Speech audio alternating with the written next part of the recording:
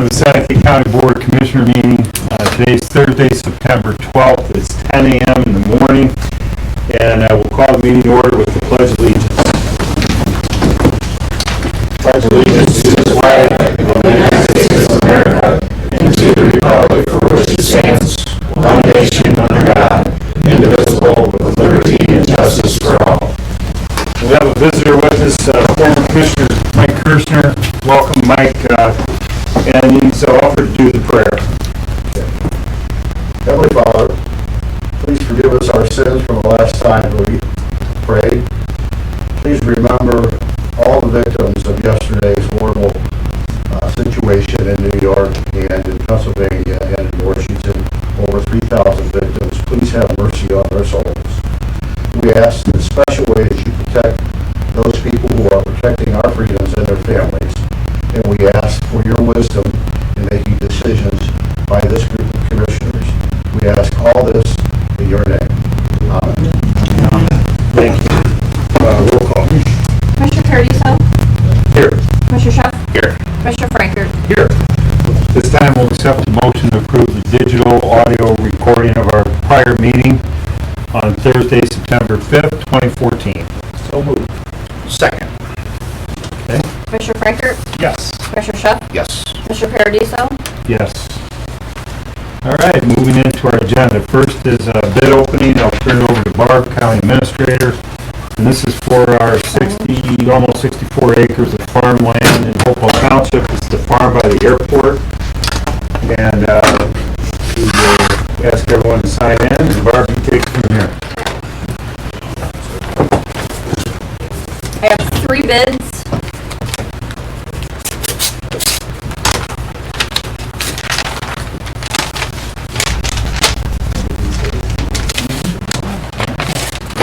First bid is for GD Century Farms at $292 per acre.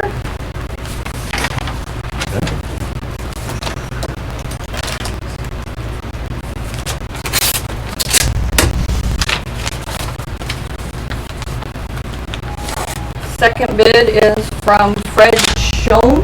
I'm sorry, I don't know if that's pronounced correctly. S-C-H-O-E-N. Shane, sorry.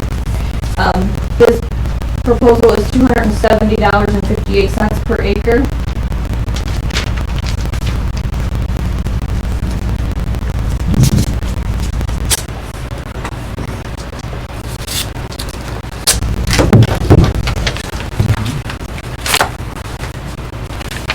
And the last bid I have is from John Bolte, sorry. The bid is $226 per acre.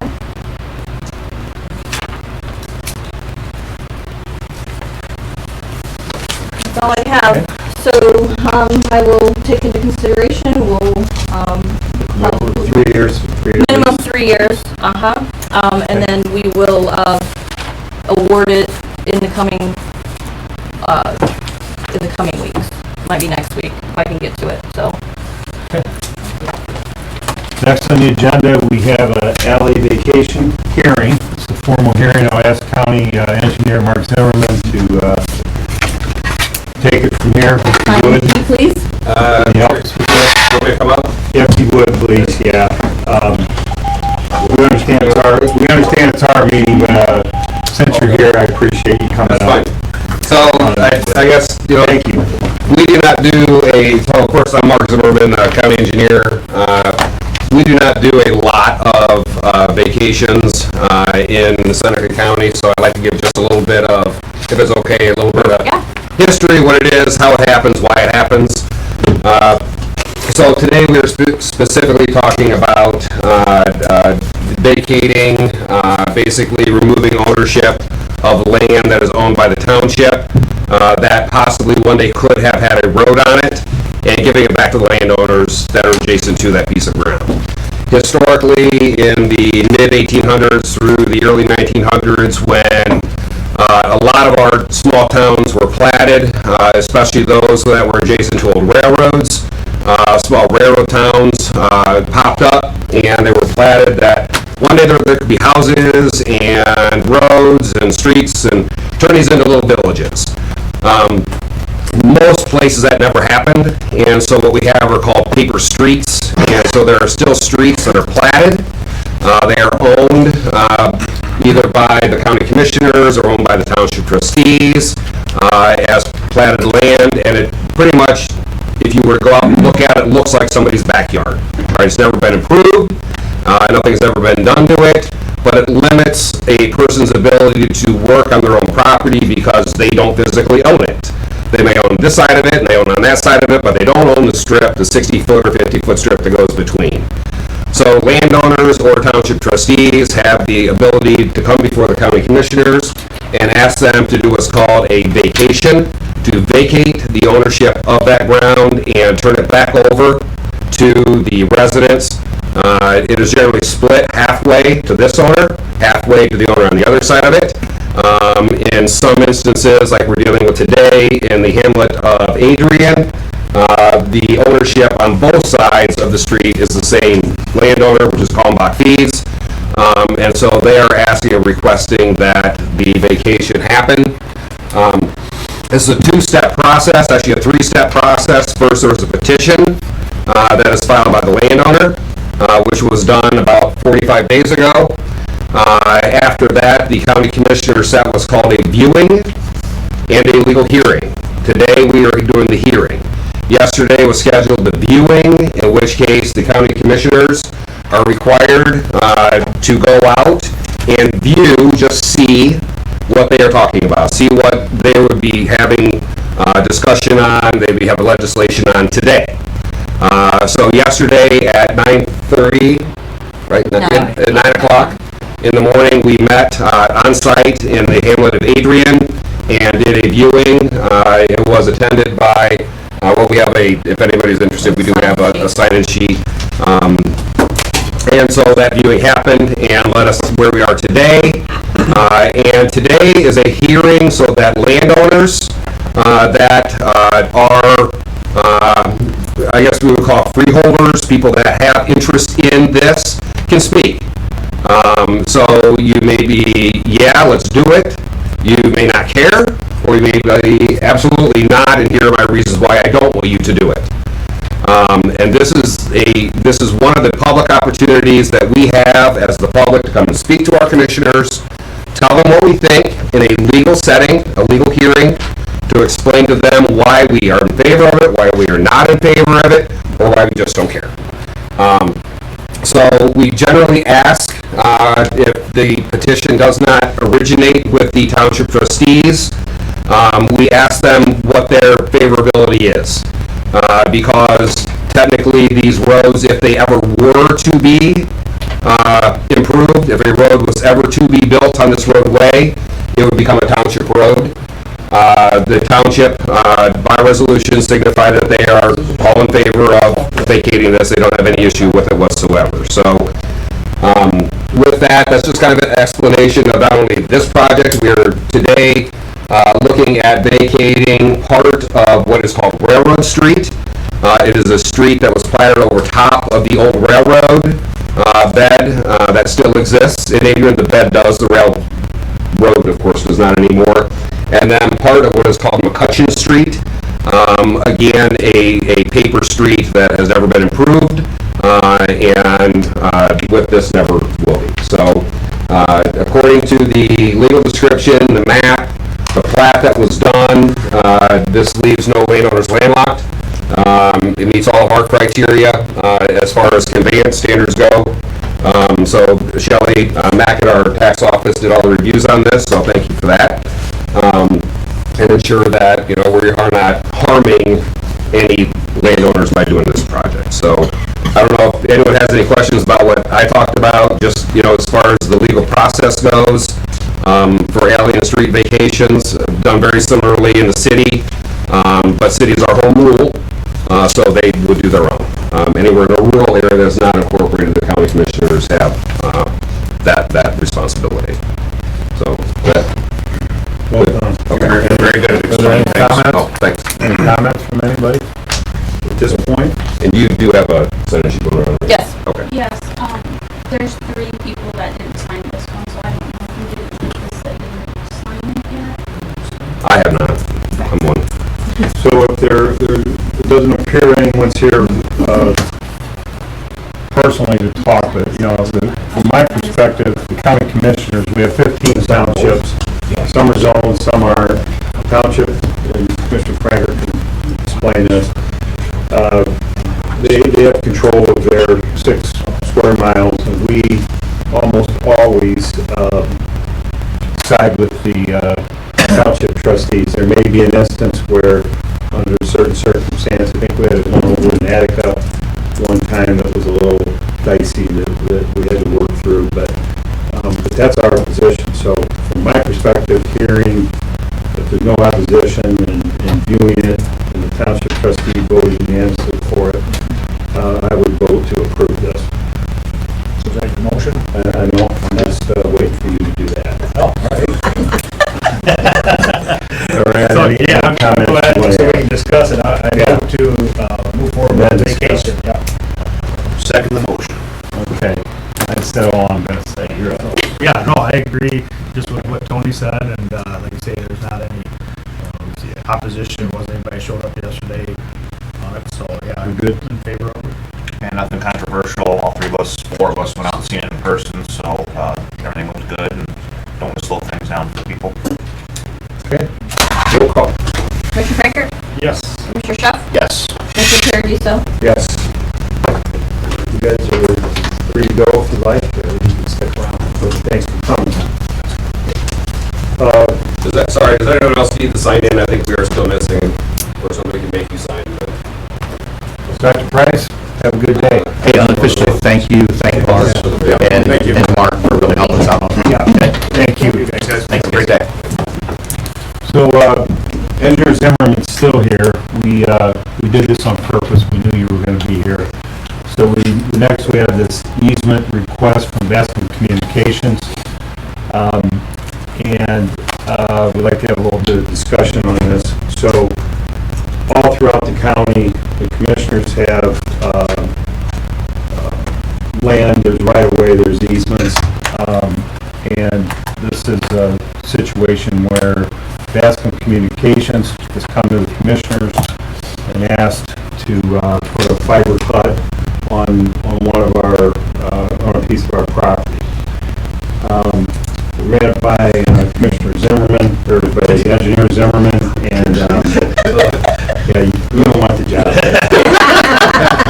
love being your engineer.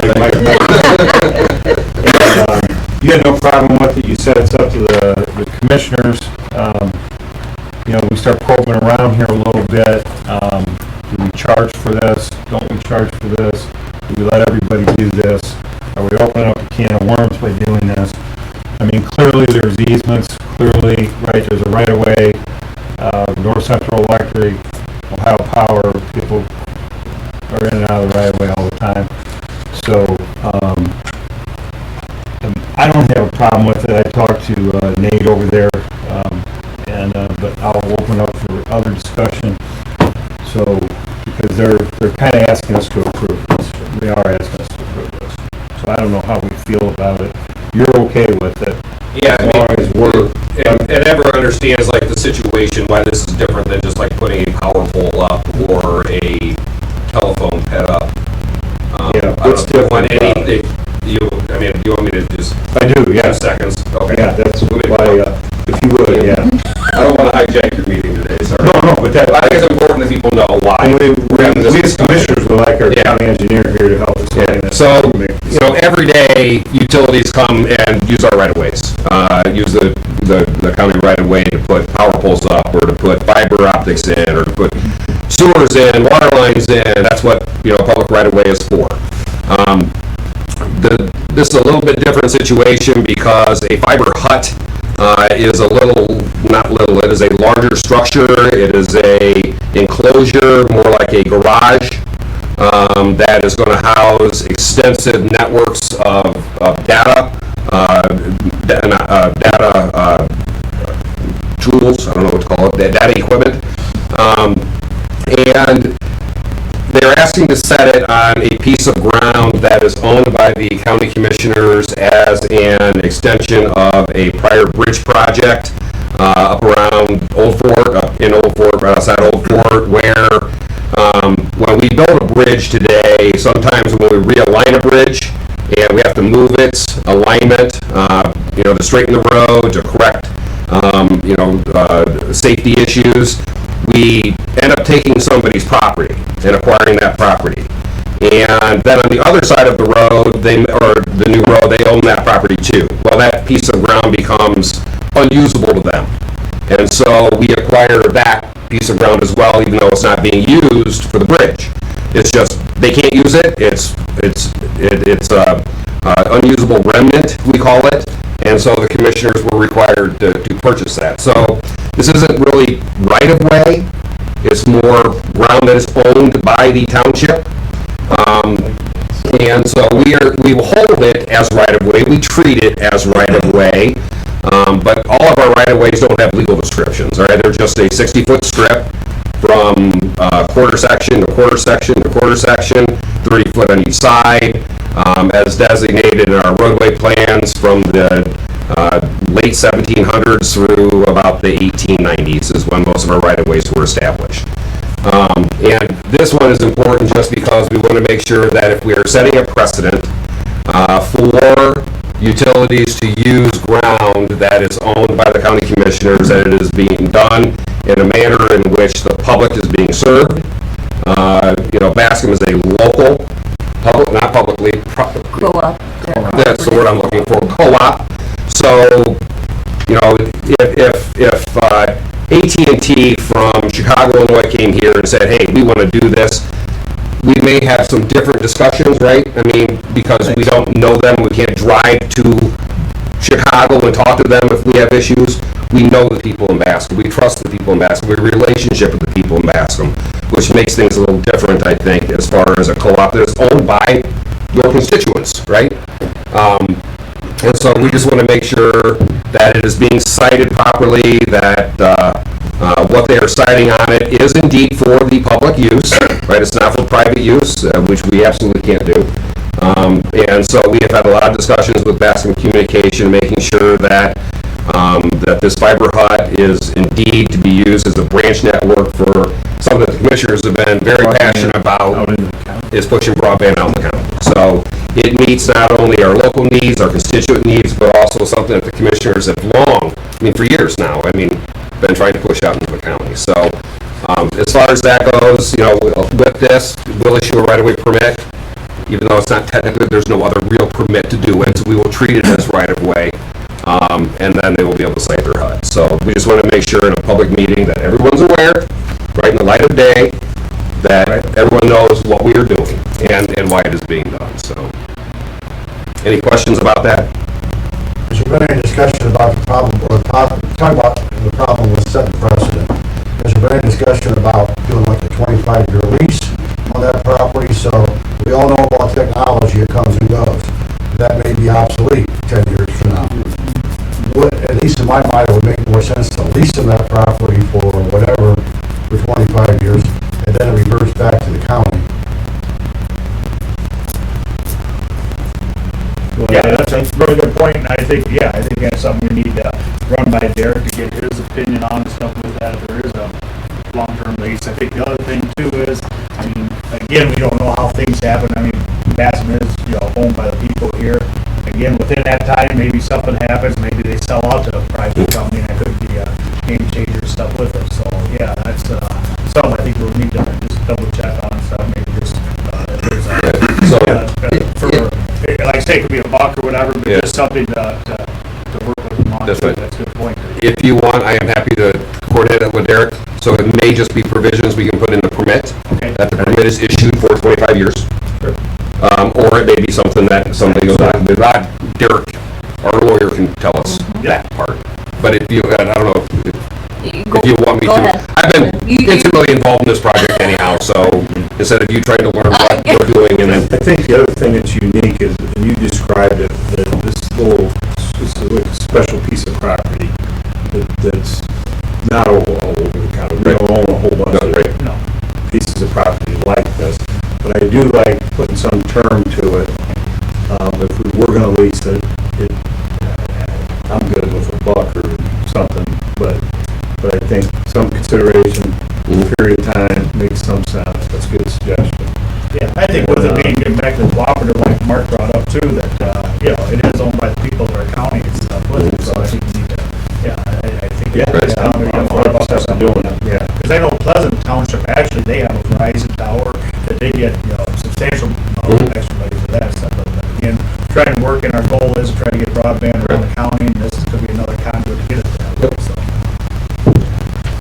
I was wondering, how big, you call it a hut, how big is a hut? 12 foot by 20 foot. 12 or 24, like 12, I think 12 by 20. So it's a single car garage. How big is this banquet area?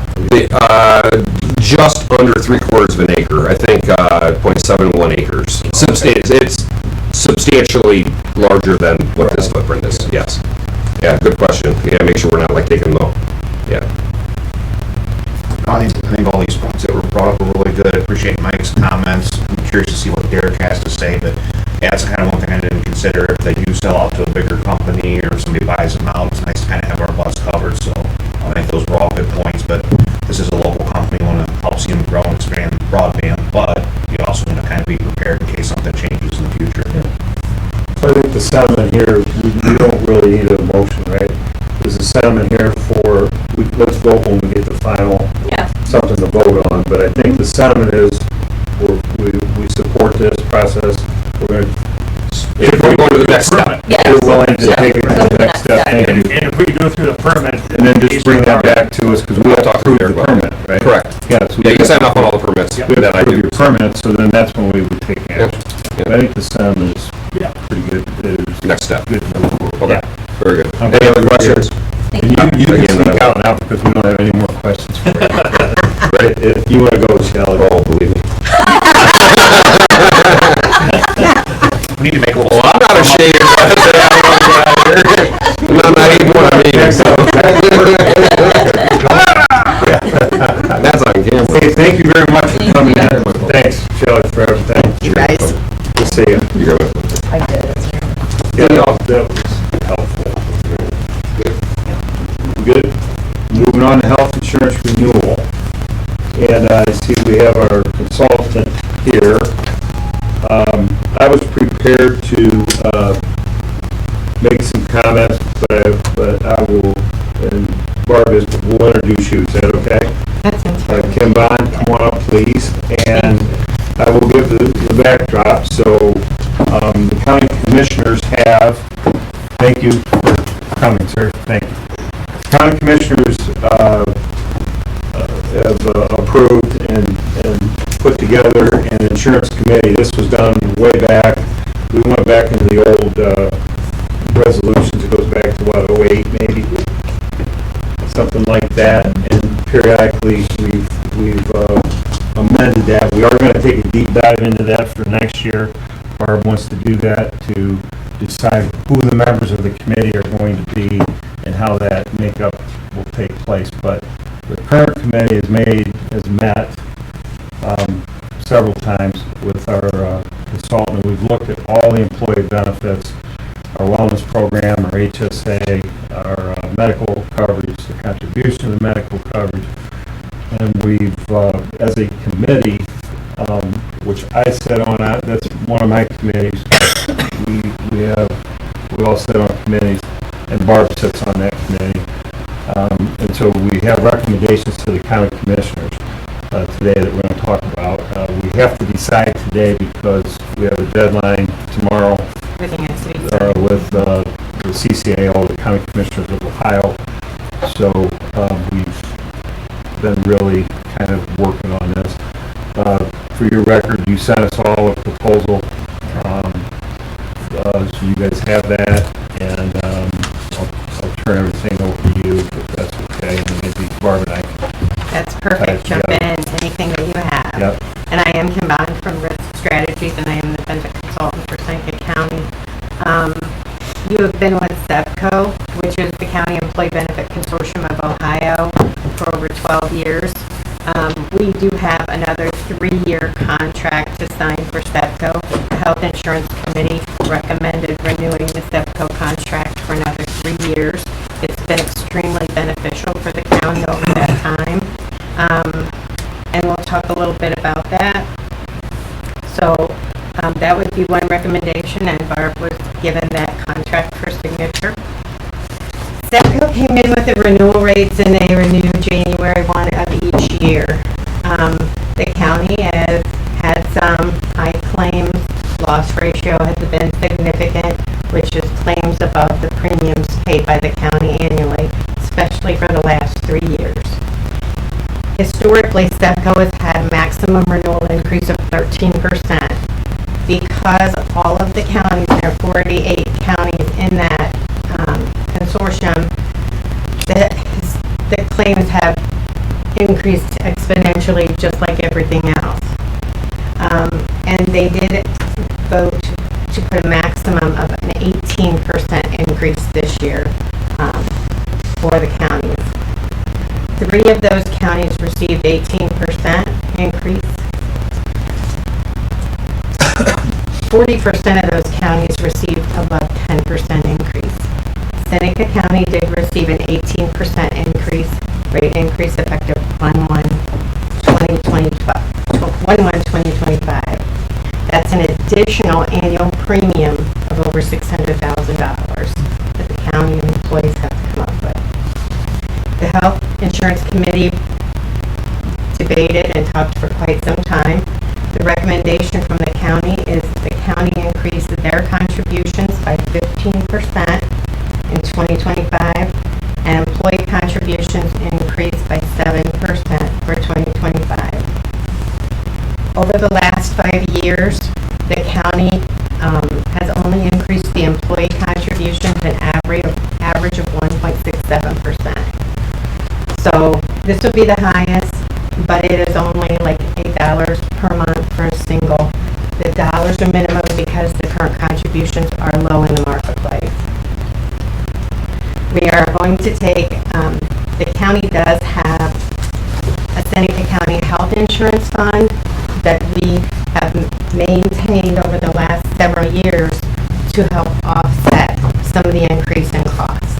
It's anticipated we'll take an additional $140,000 out of that fund this year to help offset the employee and county contributions. Nice to have you there. Mr. Bryball, can you hear us okay? Yeah. Okay, so,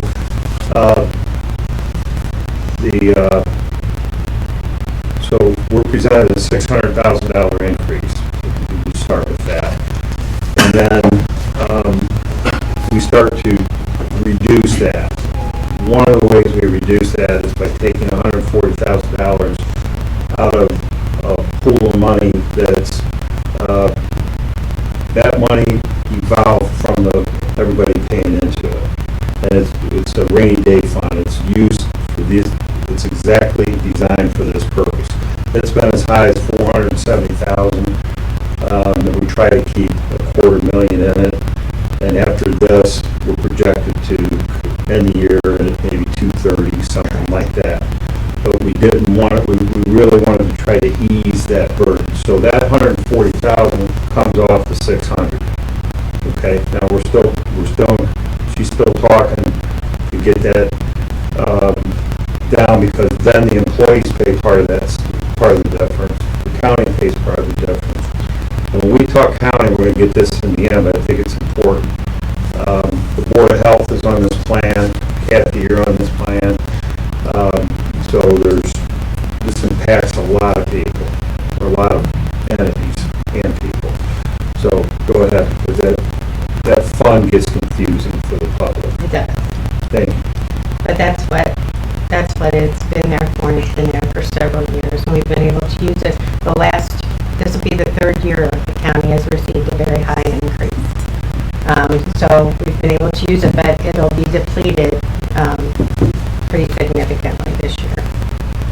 Another change that SEPCO put in place this year, the county benefit currently has a $3,200 deductible single, $6,400 family deductible. SEPCO is taking away that plan design, again, because of overall cost. So the employee deductible for their plan will increase to $3,500 individual, $7,000 family this year. Federal government says it has to increase to $3,300, $6,600 3,600. Sevco said we're gonna jump straight to 3,500. The significance of that is that for the next couple of years, you won't be increasing $100. It will be where it needs to be for the next couple of years, we believe. Now, what will not change is the maximum out of pocket. So yes, the deductible is increasing, but that maximum out of pocket, everything goes wrong that can go wrong for an individual, will remain at $5,000 a single, $10,000 a family. They did not change that at all. So that's significant because the overall impact to the employees will not change. Sevco also made a couple of plan changes, and I want to talk about that briefly, just because it's important and could impact a few people. And it's definitely going to impact Sevco's overall cost for all of their counties. They are eliminating coverage for all counties under the Anthem plans for weight loss medications.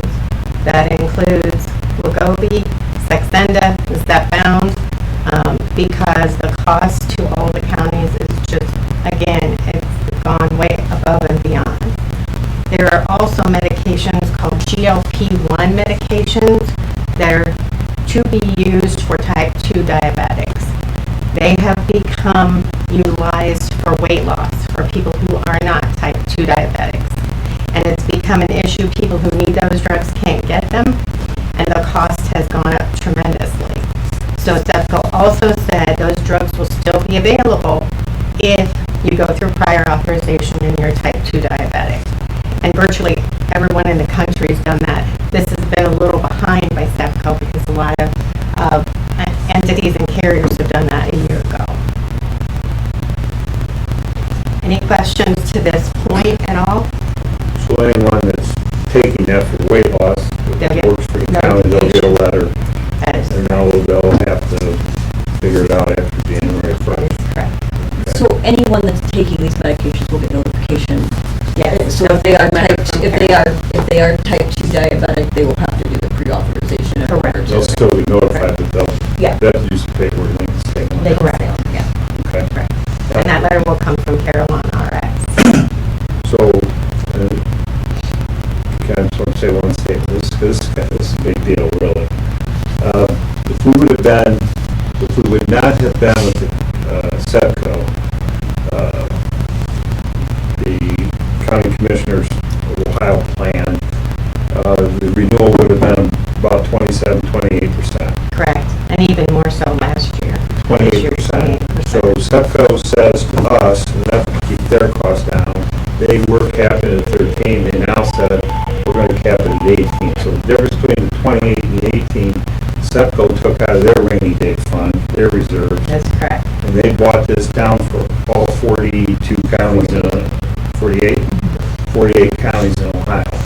We're staring at 18%. We went into our rainy day fund and we bought it down to 15% for the commissioners and 7% for the employees. And so that's that discussion. Another way Sevco's trying to save us some money, they raise the deductible, but not the out-of-pocket. And then all these people on the weight loss drugs, it's kind of gotten out of hand.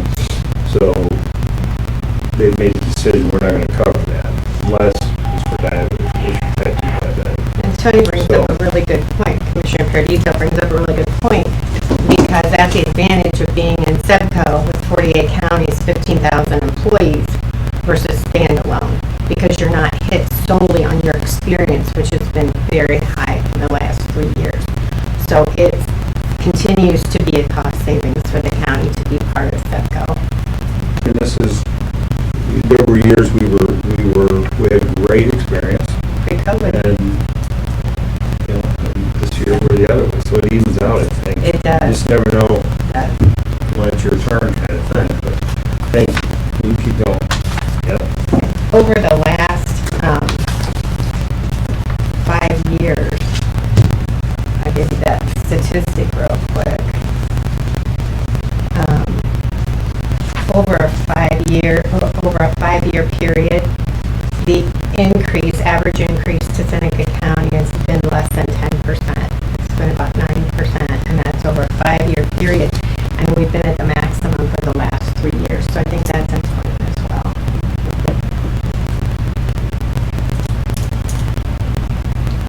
The next thing I want to talk about, unless you want me to talk about something different or somebody has questions, is the Health Insurance Committee recommendation for the HSA contribution.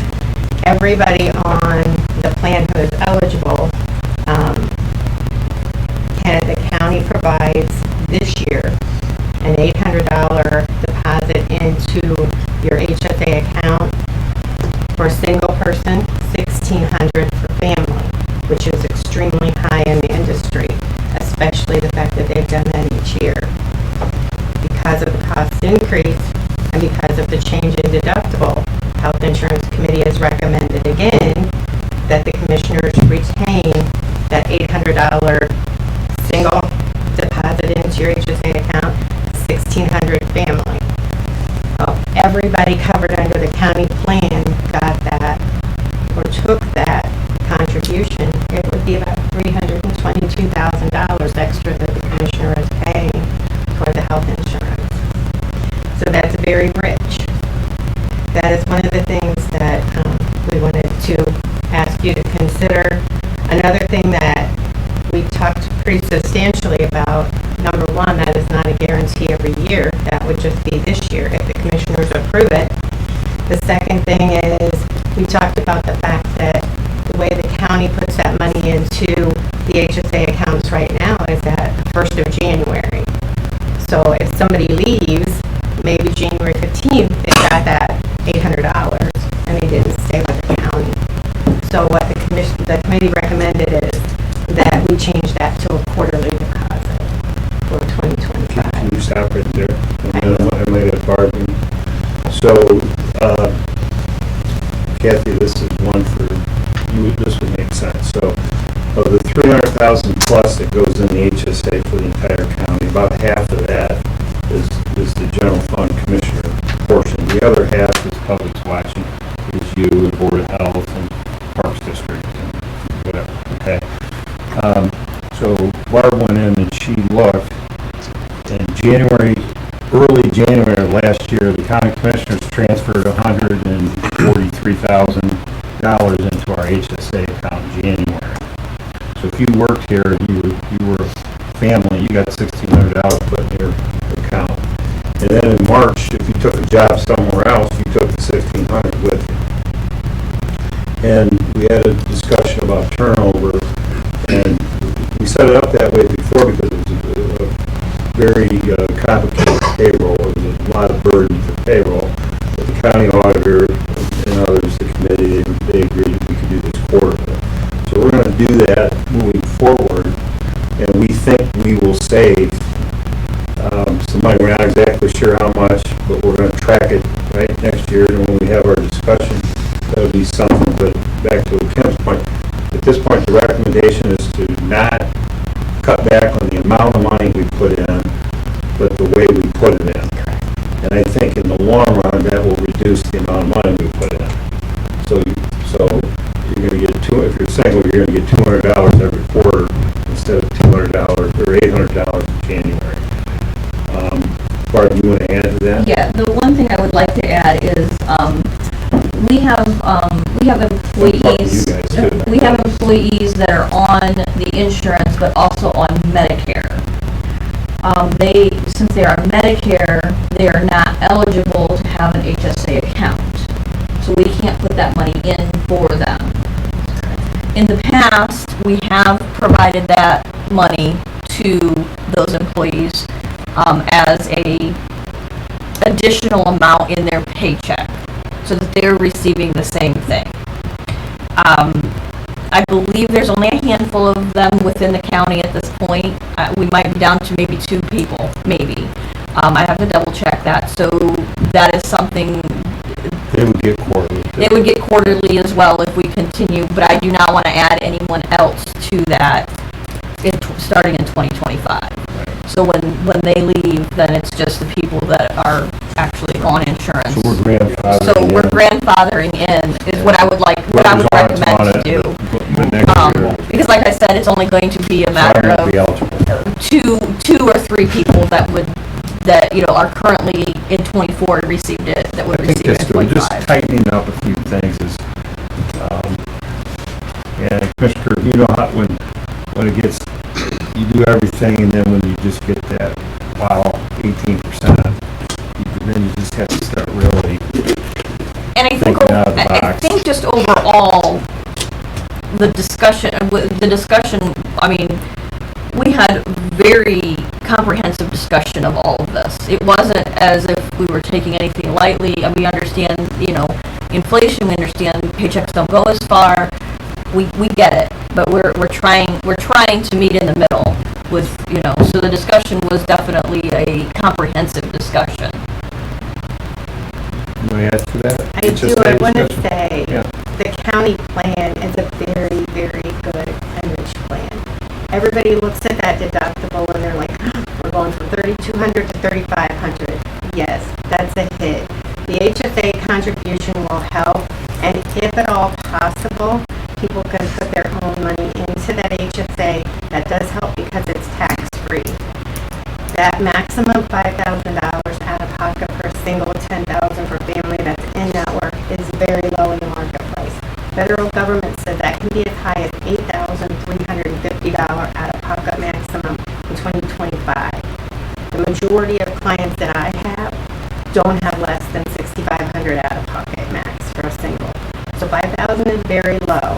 800 is pretty good, Yeah, right? Because you have a lot of clients that have put 500 in correct. or even less. And some employers only put that in when they first put the health savings or the high deductible health plan in, and then they stopped putting money into that HSA account. So the fact that you're giving $800 is very rich as well. And yes, the employers that I mostly work with only give $500 for a single $1,000 for family. So I did think that was an important to mention. Yes, Kathy? I have a question, because I feel like I'm gonna get this question. For the weight loss drugs? Yes. Okay, I understand what you're saying. Say somebody does get a physician's order for that, that would be private pay, if I'm understanding you, if they chose to got that. And would it apply to the deductible at all? No, so it would just be totally out of pocket and would not count. Okay, thank They you. can pay with HSA. Okay, Yes, you can use your health savings account money to pay for it. okay. So I feel like I'm gonna get that question. You could, so what they could defer money in their HSA pre-tax and then write the check out of their HSA for the, so that would be recommended. Good question. Okay, so we've discussed the medical, HSA. You gonna get wellness, or do you want me to take wellness? You can go ahead if you'd like. Are you finished, or what else do you want to? The only other thing I had was my Why don't you contract. stay there and let's just talk about these two things. Okay, let's talk about wellness. So, no, we'll say wellness. Okay. And you sit down, we'll talk about wellness. So I want to go back to the medical plan, okay? And I'm talking to fellow commissioners. So, the committee, I would say myself and Barb, who are on the committee, so I'm speaking for you, we're recommending that the commissioners approve for 2025 what was just presented. It was emailed to you guys and it was approved by the Health Insurance Committee. The medical renewal, which will in effect net a 15% increase to the commissioners, 7% for the employees. I did the math on this. When you take that 600,000, you do the buy down of the 140, and then we take the difference, and then I took, it translates to about 180 to 200,000 that will impact the general fund. Our share will be about that. Kathy, you're going to get your share, okay? And Barb's agreeing as long as it's not accurate, so I rounded it up to 200,000. And Commissioner Kirschner would say, what was 200,000 only? What is only in 200,000? How does that work in the same sentence? So it's going to be less than 1%. It's a lot. We're in the budget process. We have to find $200,000 after everything we just said. We still have to find $200,000. But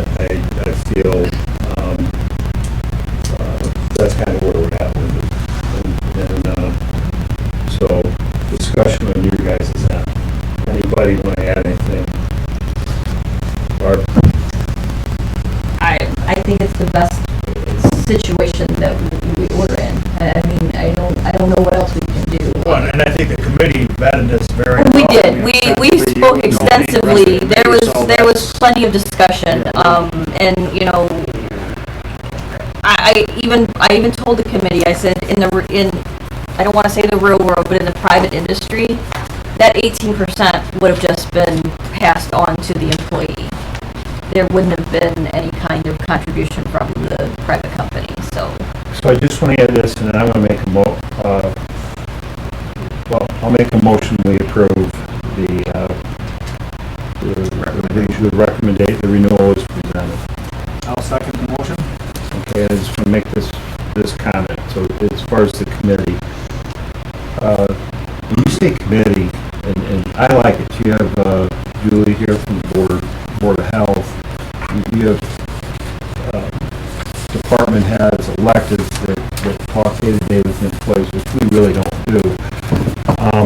And when we say, well, it's only 7%, but to one of your employees, Kathy, 7% to them, that they have to pay more in medical is a big lift. And they don't realize that they're still paying less than 20%. Most companies, most employers, it's an 80-20, and there is no SEPCO buy down, and there is no Health savings account. fund buy down, and so they would be, pick an industry or a plant you're working, you're going to be paying 20%. So after all this, in 2020, 2021, 2022, 0 increases to the employees. 2023, 3, 2024, 2.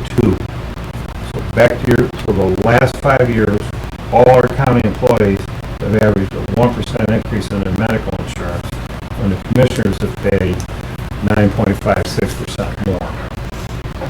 So we've tried very hard to take care of our employees. It's really hard. Employees, it's hard to get them, and it's hard to keep them. So we're going to now go 15, they're going to go 7. So I'm just making this comment in the public. I hope the electeds and the employees understand and appreciate what we're trying to do. And we had looked at, the Health Insurance Committee looked at the possibility of going a straight 80-20, where the employees pay 20% and the commissioners pay 80%, as most companies do. And it was culture shock. There's no way the commissioners would do that. And I think that's where the committee helps the commissioners, so you guys know. I mean, we clearly have the authority to do that. We could come up here and go, it's 80-20, heck with it. But we are listening to, Put time into it. we put a lot of time and we're trying to look at all the different angles before we make an informed decision. So I appreciate the first and second. Any other discussion? Roll call. Commissioner Prankert? Yes. Commissioner Schuck? Yes. Commissioner Paradiso? Yes. Let's do the same thing with HSA. So, Can I yes. ask a quick intermediate Yeah. question? Yeah. So when would that start coming out of payroll? Is that like November? December. Mike, The thanks for first day of coming. December is when the increase will take effect Okay. because we pay ahead. See you, buddy. Okay, thank you. We pay a month ahead. You texting Steve already? No, I'm taking my Oh, no, So then I'm gonna talk to him when I get back. You get him all geared up? I get back. You don't believe what the commissioners just did. I think like Kim said, I mean, it's a rich program. I mean, it's hard. The employees have it better than what they think they do. They absolutely, it's a I'm gonna say that. it's a good plan, so.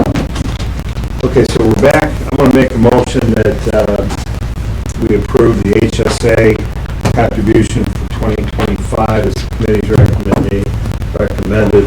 The amounts will be $800 for an individual, $1,600 for a family, and that the amount contributed will be on a quarterly basis. And we forgot one thing, and whatever you are on January 1. Correct. That's what you'll be paid. Is what you you're will be going to paid. get paid for the year. So if you get married, if you're single in January 1 and you get married in July, you're only getting the single. You're going to get the 800.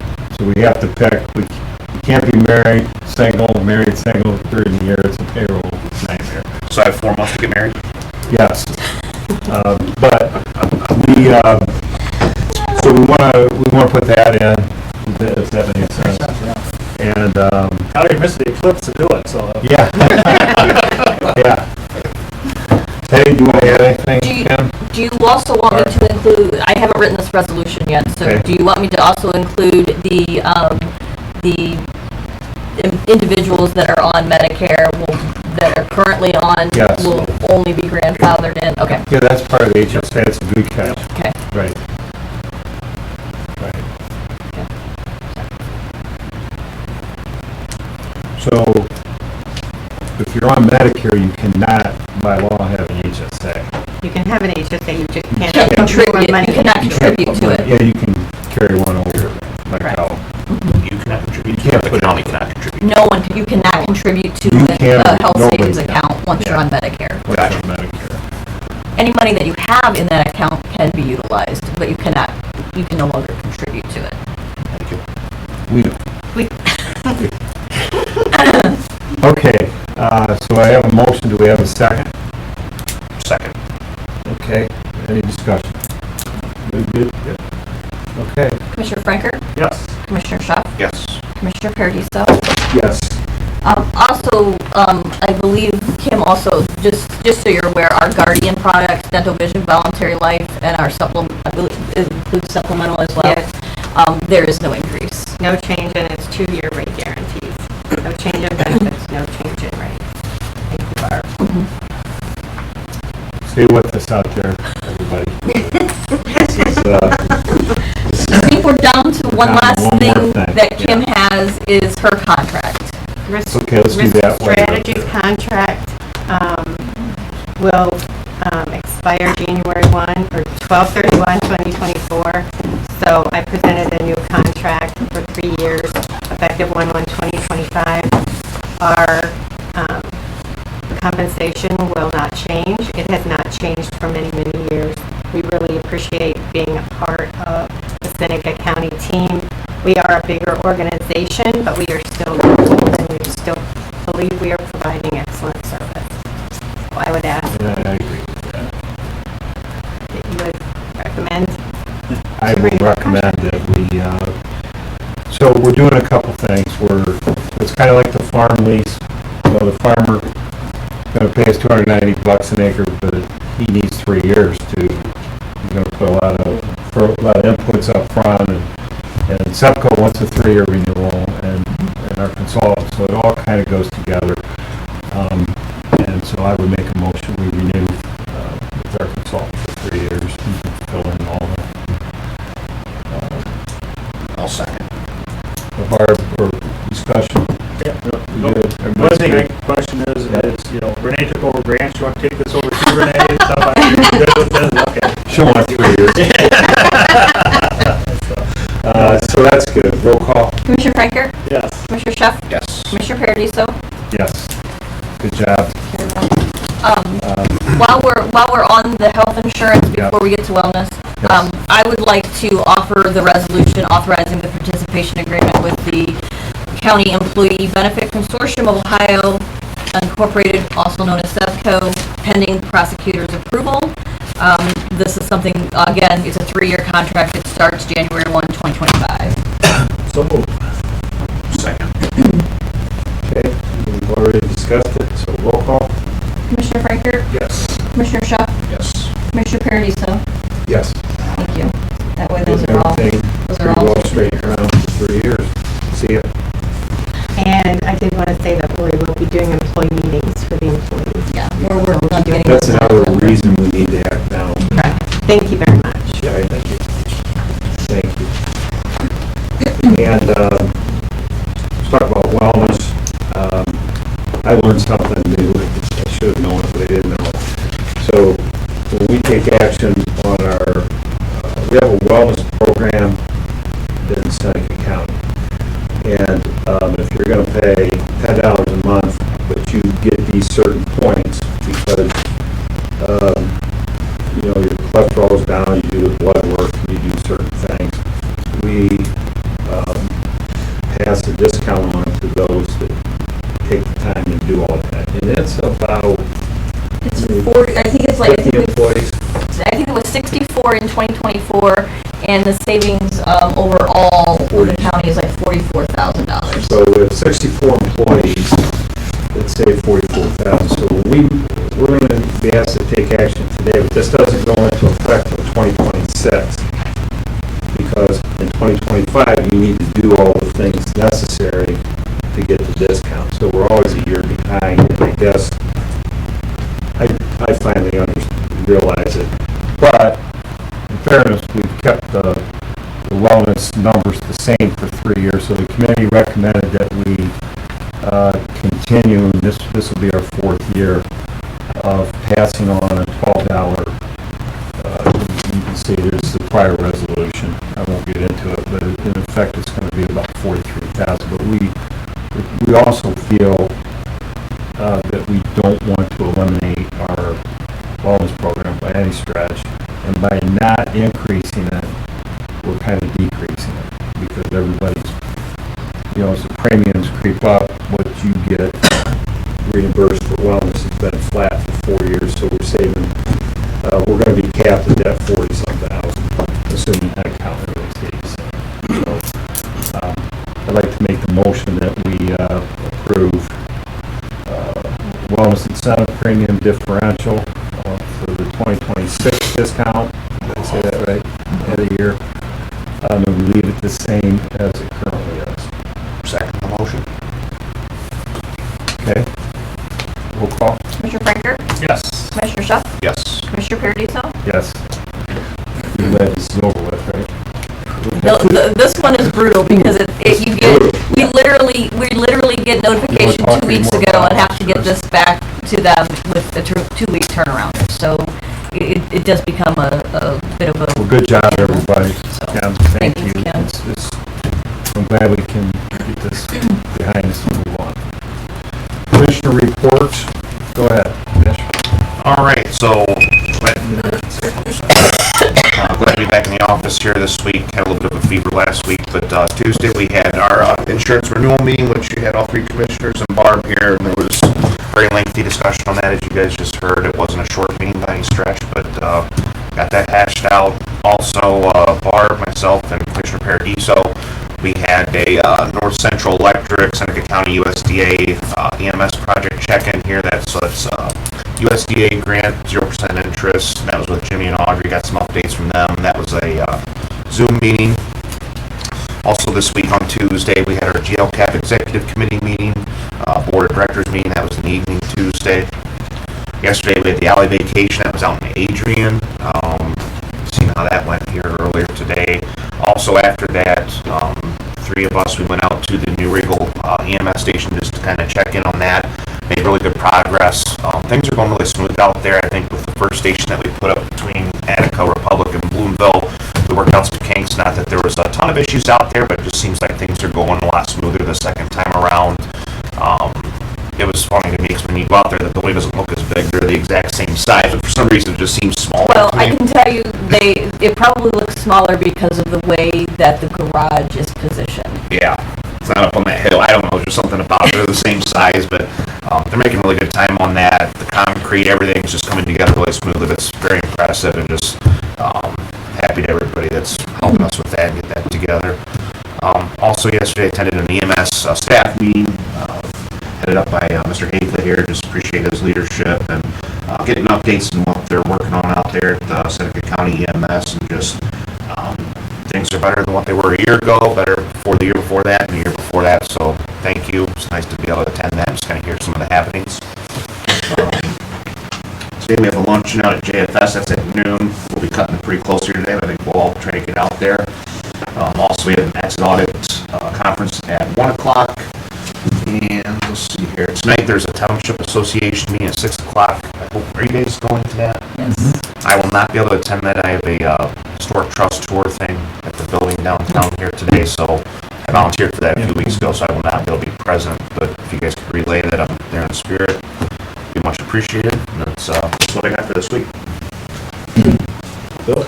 Commissioner? Last Friday, went out to Kroger at Fostoria. They had their debut, their $1.8 million investment into the store, and that had a nice turnout for that. It was it's really neat and tidy in there, and they doing a great job out there. And it's amazing on how many of the stores that they've upgraded and the millions and millions of dollars they've spent here in the state on updating their stores. So it's a great investment in our community and stuff. On that, we had Monday, family tour of First Council, had executive meeting and stuff on that, and sorry I missed it, Kathy and stuff like that, but I was down doing something plumbing. So Tuesday, we had the health department viewing for the new air monitor. They installed 2 air monitors around the landfill, kind of their own monitors to be able to see what's actually happening out there for any SO2 and gas and stuff out there. So right now, they're monitoring 2. They do have the ability to monitor more as any other ones they want to have into with it. So that was a nice, talk about little huts and stuff on it. It's, That's good. nice, yeah, they got, that's nice, showing what they're doing out there, and that's all their information. The health department invested funds of their own in that to have some independent tracking of the air monitor stuff out there.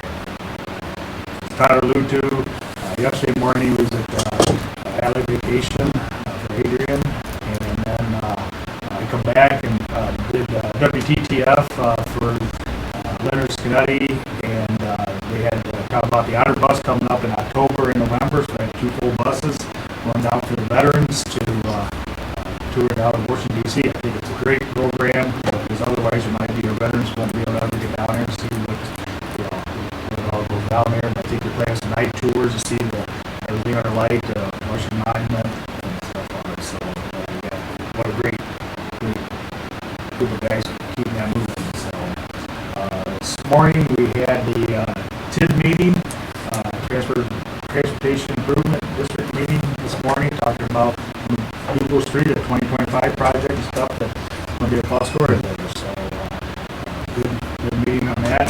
I do want to mention, I think, congratulations, Kathy. I think the university received an award. Stole my thunder. Oh, I'm sorry.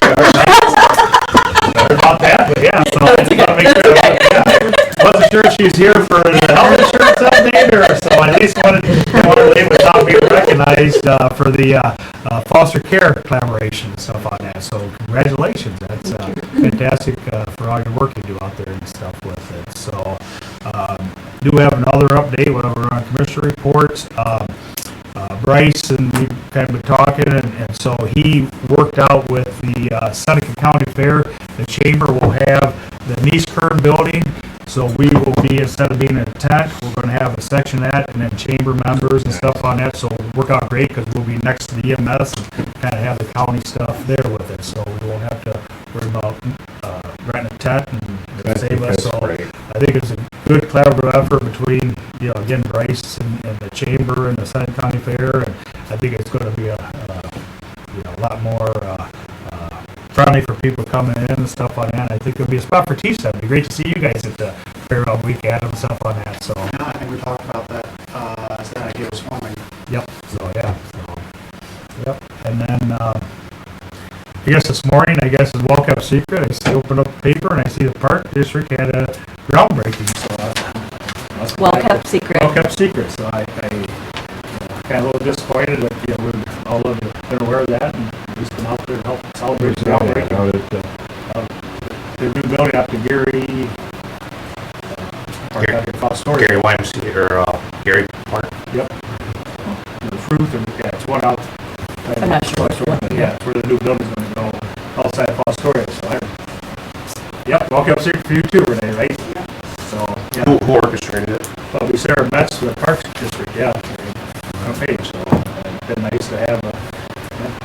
I didn't hear anything about it either. Nope. Anyway, get off my high horse. You read it in the paper? Yeah, I read the page, that'd be true. That's good. You read it in the paper. Hang in there, John. We're getting to you. Oh. Hey, that's all I got. Yeah, good update. Glad to hear about the fair. Just have a couple of things that weren't mentioned. Went out to Seneca East Chief, what do they call that, Stars and Stripes? What's the? Stripes and lights. Stars, Stripes, and so, I went out to Seneca East on Saturday night, and, as we all know, the Vietnam Memorial was brought in on Thursday, and, it went all weekend, and Saturday they had a presentation in Attica at the Veteran Park there. You know, I was just really going up in the press box, during the actual ceremony at 7. They parachute the flag in, veterans. But the Seneca East Choir sang, I mean, they were really good. I mean, really good. Saw Judge Meyer out there and others. But what's really nice about for Seneca County, we love our veterans. We have great veteran council. We have memorials. We brought the wall in. But we have to give credit to Seneca East because that is all Seneca East. Chief, you would agree, pull in the big flag. I was really proud we had our 3 MS vehicles set up. Would you have a tent with? We had a tent. Talking to the MS chief here. There was 6 or 7 employees or And you volunteers had out there. 20-some kids that they saw in the tent, and what's really nice is how they take this veteran theme and they put a cross-country meet around it. I mean, the gun went off and the race starts after all this happens, and they run all night, and you see these students and these parents and all the veterans with their hats on. It's a pretty moving event, really. I really had a good time out there. And I just, hats off to Seneca East. Schools, they're very veteran friendly, they have lunches, they're always everywhere out there in that part of the county. That's what makes it special. So I gotta give them hats off to them. Our EMS open house will be Saturday. We've been having meetings and working, and we're pretty excited about that. Congressman Latta confirmed he will be there, and that's great. I want to end with just a couple trivia questions we didn't get to on the radio. Got 4 questions. How many people were in the Heidelberg's first graduating class for 200th anniversary St. County? So John, we have some trivia questions. How many people were in Heidelberg College, or college then, first class? It was 1854. There were 2 graduated in that class. 17. How many? 2. 1 male and 1 female. That's 1854. Hey, trivia. What military training camp once stood on the grounds of Stotler Park in Tiffin? I don't know where that is. Does anybody know? It's the one out by Clinton. Lincoln School. Clinton Avenue and I'll go Ohio city Avenue. councilman here. Okay, at that site, it was Camp Noble, which trained the 49th Ohio Volunteer Infantry during the Civil War. So they had training for the Civil War. That's unbelievable. And onto that same Civil War theme, in 1861 to 1865, the 49th Ohio Volunteer Infantry fought dozens of battles in the Civil War. Trained there. How many miles did they travel during their battles? This is amazing. Civil War troops trained there. We sent them off to battle 4,600 miles. And that's all on foot. There's no trucks moving those soldiers around. That was pretty cool. So a little county history. In the very first Seneca County Board of Commissioners meeting was June 7th, 1824. So we passed that 200-year mark. 1824, they had the first meeting. So thanks, Sherry. And I know the museum does some work on this too, getting some trivia questions out. So You're getting these shares in the museum? she says Is that where you're, is that She's where not you're giving out her No, she sources. sends them to Are you getting them from the museum? That's good though. I like That's some that. good stuff, yeah. Some of it's information they gave me. Yeah, so everybody's working together just to get some fun I like it. county trivia out. Over to Barb, it's 11:09, We need to take a stretch break. No, let's get moving on. Let's go, yeah. All right, We are moving. We should- Bill did take a little bit of my thunder, but that's okay. I want to congratulate the Job and Family Services for their collaboration. They won the Northwest Foster Treatment Home Collaborative with 4 other counties. It was them, Sandusky County, Ottawa, and Wyandotte counties, correct? That was awarded at the annual conference. So congratulations, and thank you for doing what you do out there, because that's a thankless job. Thank you very much. Amen there. On that same token, I also have had a conversation with Kathy and Steve a while ago. We had talked about them needing some additional funding for their foster care costs. Just so that you're aware, they are asking for $500,000. It's to meet the needs of those foster care kids. So I am looking at the budget. I will be probably presenting you a resolution for a transfer to them so that they can continue what they're doing out there. And it's something that we do every year for them, because they get their money from the state, but the commissioners have provided money in the past. So we'll look at that to get Don't those. you give us a graph once in a while?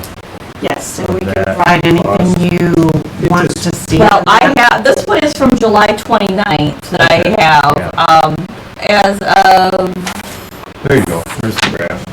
You just email it to us. so far, I believe, as of, in 2024, it was just over $1 million in foster care costs.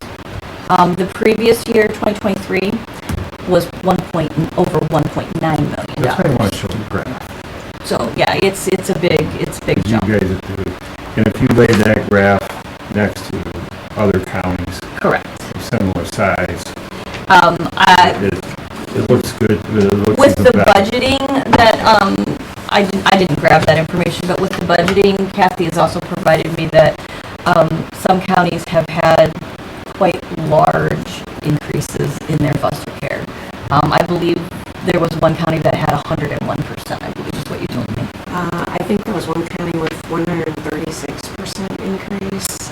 Our average, Steve said, I believe I sent that to you, was like 23% increase. So like, it's definitely an issue in Ohio. Our association is working on it, or working with legislators, but costs are going up just like with everything. So Yeah, so, just so you guys are aware that. Now, this is for next year. Or you need it now? this is We need to get them through the year, Yeah. Okay, I got it. and they usually come and ask towards the end of the year Right. so that they kind of know. We put a little, What we that front dollar amount loaded is. a little bit, but it's never, we expect. Yeah. Okay. Okay. They will have a double heart attack today. Okay. Do any of the foster kids get involved with like the Big Brothers, Big Sisters, or like the Smile programs at all? Or do those ever go hand in hand, or? yes, sometimes, if we're able to keep kids in the county and we connect them with resources, for sure. Just curious. I also want to bring up that I've kind of been kicking this around, and I've talked with each of you individually about having a county auction. There are a lot of things that are floating around the county that the county does not need. Online or? Finally, it will be an online auction, I believe. I'm going to work with Bill to get that set up. We have filing cabinets and desks, and there's a lot of things within the county that we just don't need and don't need to be storing. So we're going to try to work together. Even if it's a few bucks. We have some built-in things out at the Advertiser Tribune building that we will not be using when we renovate. So I'm just bringing that will probably be coming in the near future. I believe that's all I have at this point. I do have some old business that I would like to bring up. You want to take off?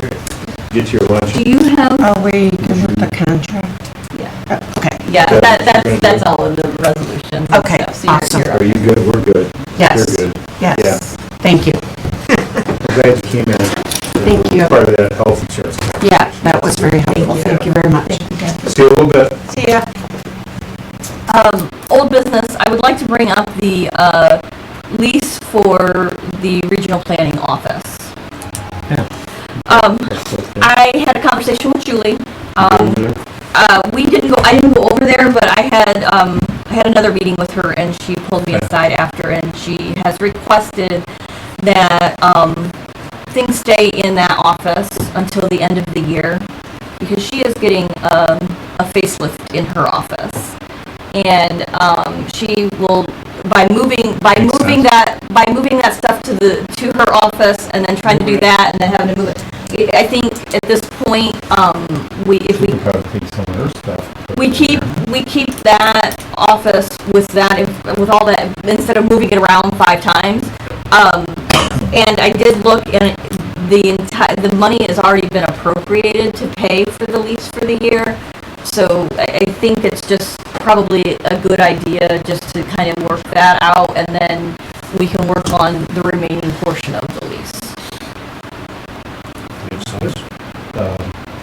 What's the next regional planning meeting? It's October 9th. The whole meeting's October 9th. So I probably had that on. So Okay. she had requested that to me because of everything that's going on in her office. We'll and- have Commissioner Frank run with this one, but I think we're saying, we have a lease, we really don't have to do anything Correct. other than let them know that we want to get paid this year, and then the 3 years after that, we'll talk about some relief. Just leave ourselves a little room there. But I still want to take a look at Yes. what does stay. Yeah. Correct. Are And you good with that? Yeah. Let's have you, We'll push out we don't need any action, because we're. no, I just wanted to bring it Well, up they have a lease. so that, because Julie and I had a That's fair. discussion, That's and good. Make you, it hard. just make you guys aware of what she was thinking. Because she is fine with, as long as the regional planning board is fine with paying the lease for the year to keep things over there. So Makes sense. Okay, that's all I have. no other old business, new business. Sub-apps. The only one that I have is for public assistance fund for the transfer outline of $248,507.26. This is, they move, this public assistance fund is kind of like the county's general fund, so they have to transfer money to other funds that they have, and this is for child support and public, child services. The transfers were already approved, they just didn't have enough appropriations. Okay, make a motion to approve sub-apps as presented. Bill, you second. Roll call? Commissioner Freichert? Yes. Commissioner Schuff? Yes. Commissioner Paradiso? Yes. On to resolutions then. Resolution amending Resolution 24-172, certifying unpaid assessments to the county auditor for collection per Ohio Revised Code Section 611702. So move. Second.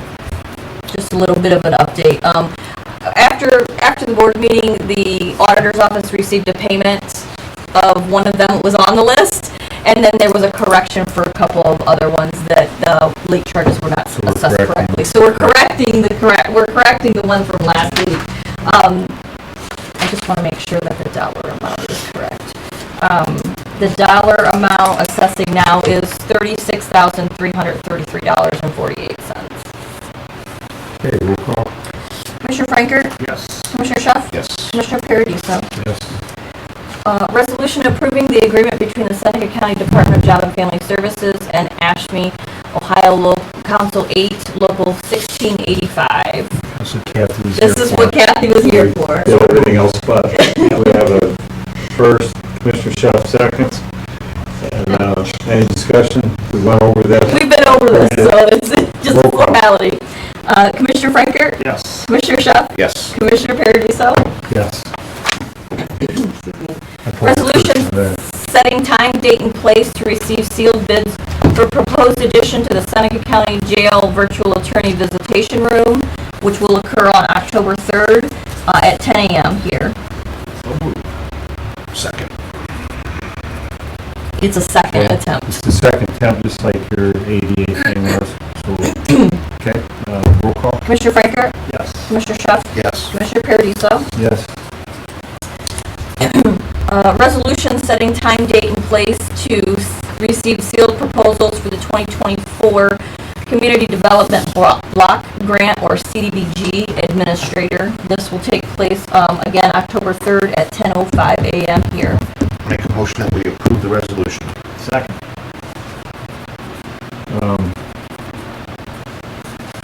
Yeah, this is what you sent over? This is part of the Yeah. grant, that grant? Yeah, it's for CDBG. Julie sent over the information to have the. Yeah. So Okay, I got it. we I have to open it up to, because we don't have an administrator within the Yeah. county. Yeah, I remember that. So that the state we can tell them that we have someone, but it has to be in a Okay. proposal. Roll call. Thank you. Commissioner Franker? Yes. Commissioner Schuff? Yes. Commissioner Paradiso? Yes. Resolution authorizing the Seneca County Board of Commissioners to enter into a grant agreement with the State of Ohio Office of Budget and Management for the Seneca County Agricultural Center project, and allow President Anthony Paradiso to sign any and all related documentation. Motion. Second. Okay, you worked on this one, right? This is the state money we received, Yes, this is the one-time strategic fund. 300 something. $370,000. So we're getting a grant for $370,000 from the state. It'll go towards the project out at the AT. Thanks for getting the paperwork in line. No problem. Okay, we have first and second? Yep. Roll call. Commissioner Franker? Yes. Commissioner Schuff? Yes. Commissioner Paradiso? Yes. Last resolution that I have is a resolution authorizing the Seneca County Board of Commissioners to enter into a grant agreement with the State of Ohio Office of Budget and Management for the Seneca County Museum Interior Revitalization Project, and allow President Anthony Paradiso to sign any and all related documentation. Motion to approve. Second. Real quick discussion. John Huss, thanks for coming on the museum board. We did get the grant for the HVAC upgrade. It's $190,000. John, I talked to Teresa before, so I'm going to make a statement. If you want to add anything, please do. There's a couple things going on, so not in any order, but RCM Architects did the original design, and it was like $700,000 to a renovation to the existing museum. We sent them back to the drawing board. We, the commissioners, put in a new electric service, and they changed some things, right, John? You guys walked through, scaled a few things back. We're looking at an HVAC upgrade, maybe in the couple hundred to 250 range, right, John?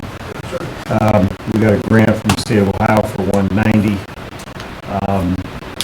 The museum also came in and made a request that they would like to build an addition on the museum. They also engaged RCM Architects. The holdup has been the survey. The survey has, we're not sure, but it looks like it's supposed to be complete on Monday. They haven't heard yet. Once RCM gets that, they will be able to finalize their plans for the new addition. What John, RCM, and the museum's asking that we move forward with the HVAC renovation, that it can connect, that it can all be coordinated with the new addition. And since RCM and the architects are doing both, I don't think that's going to be a problem. The other thing that was brought up, John, is our lighting people, as part of our energy upgrade, they showed up at the museum, wanted to do the Fort Ballroom. Teresa, you were driving, she tried to wave you down. She called me, John, you can speak up, but they're going to gut that room as part of the renovation, so we'd like to hold off on the lighting with Brewer Garrett. And then, John, we're expecting you guys, you and Teresa, and the museum to come back when you're ready, something, 2, 3, 4 weeks from now, and give us a complete update of everything I said, but only with some details to it, if that's okay. So what we're doing now is we're simply getting the grant, moving forward with getting the grant in place. And we've got about a year or two to spend the money, so we'll be okay. And so Seneca County, throughout Seneca County, there were multiple projects awarded. One of them being like the Village of Bettsville and the EMS, Yeah. $150,000. We've already got all that paperwork submitted, and they're turning it around in about a week. And I'm gonna include Barb on all the correspondence, but basically, once the state approves it, within 10 to 15 business days, that money is deposited. So then it shouldn't hold up any of the work that anybody's trying to do. Yeah, so that'll be something, John, you get with, looking at two Johns. Yeah, John Larson, John Larson. Look up to see. Yeah, so you know how we go about that, how we bet it, how we whatever, but we're ready to go on that part. We'll be ready, we have the funding set in there, and I think the difference, we've got a little bit of difference appropriated, so we should be good with that piece. Right? Okay, that's my discussion, we have a first and a second. Would you like to add anything to that? No, I think that the existing museum and the addition could almost be dealt with as two separate buildings. They are, yeah. So I think it's easy to make a break there somewhere. Okay.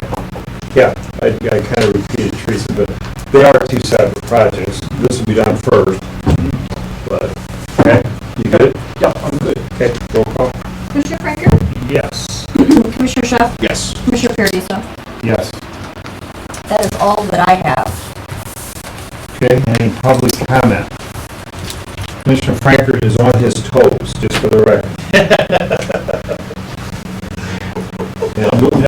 I'm kind of, yeah. It's like, we need 2 more stories, you don't already. No more stories, no more, yeah, I don't think there's any that are